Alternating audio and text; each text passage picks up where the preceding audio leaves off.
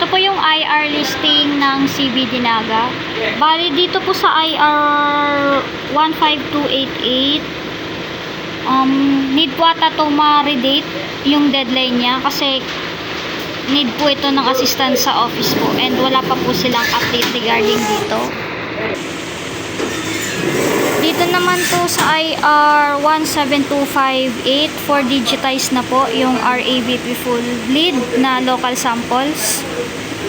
Dito naman po sa IR 19691, pa-redate din po ng due date kasi ngayon po yung once a month na request ng forms. Bali ngayon po yung mag-start, August 5. So darating po siya next delivery.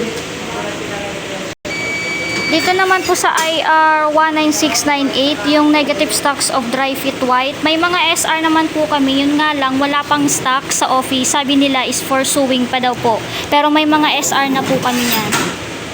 Expected po siguro nito next delivery po. So need po din po siya ma-redate yung deadline. Sa IR 19881, yung front show window display ng update. Na-update na po namin yan. Pinalitan namin ng Peña Francia Festival yung sa display po sa gas window. Dito naman po sa IR 19882, bale requesting pa po kami dito. Hindi pa po siya nare-resolve.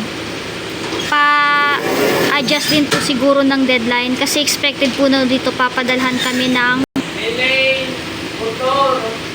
yung ipapadala daw na relay and motor galing sa Sauyo is expected dumating next delivery pa po. So need po siya ma-adjust din yung deadline para hindi siya mag-overdue.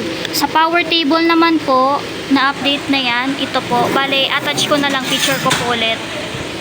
Same din po dito sa IR 19691, yung sales invoice. Darating po to next delivery.